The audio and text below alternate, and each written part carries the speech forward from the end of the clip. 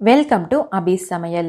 இன்னைக்கு உதிரியான சேமியா உப்மா ரொம்ப டேஸ்டா சிம்பிளா எப்படி செய்யலான்னு பார்க்க போறோம். ஒரு கடாயில 1 டேபிள் ஸ்பூன் எண்ணெய் சேர்த்துட்டு நல்லா காஞ்சதும் 1/2 டீஸ்பூன் கடுகு, 1 டீஸ்பூன் கடலை பருப்பு, 1 டீஸ்பூன் பொடியா நறுக்குன இஞ்சி சேர்த்துட்டு நல்லா தாளிச்சிருங்க.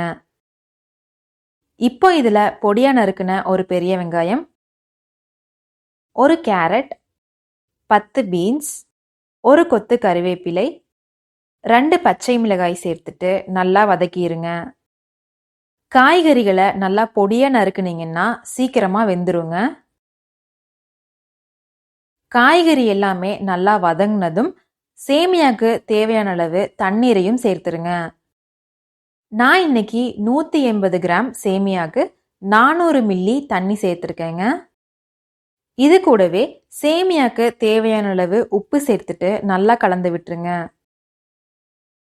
தண்ணி நல்லா கொதிக்க ஆரம்பிக்கும் போது அடுப்பை சிம்ல வச்சுட்டு சேமியாவை போட்டுருங்க. இதை நல்லா கலந்து விட்டுட்டு ஒரு மூடி போட்டு மூடி வச்சிருங்க. 2 நிமிஷத்துக்கு ஒரு தடவை இந்த மூடியை திறந்துட்டு நல்லா கலந்து விட்டுருங்க. ஒரு 5 நிமிஷத்துல தண்ணி எல்லாமே நல்லா சுண்டி சேமியா சூப்பரா வெந்திருக்குங்க.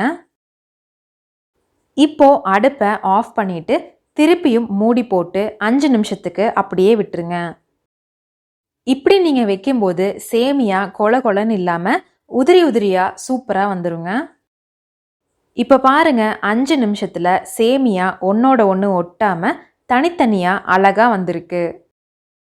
கடைசியா பொடியா நறுக்குன கொத்தமல்லி தழை தூவி இறக்குனீங்கன்னா சூப்பரான உதிரியான சேமியா உப்மா ரெடி. நீங்களும் இந்த ரெசிபியை ட்ரை பண்ணி பார்த்துட்டு எப்படி இருந்துச்சுன்னு மறக்காம கமெண்ட்ல சொல்லுங்க. இந்த வீடியோ உங்களுக்கு பிடிச்சிருந்தா லைக் பண்ணிட்டு உங்க ஃப்ரெண்ட்ஸுக்கும் ஷேர் பண்ணிருங்க. மறக்காம அபி சமையல் சேனலை சப்ஸ்கிரைப் பண்ணிருங்க.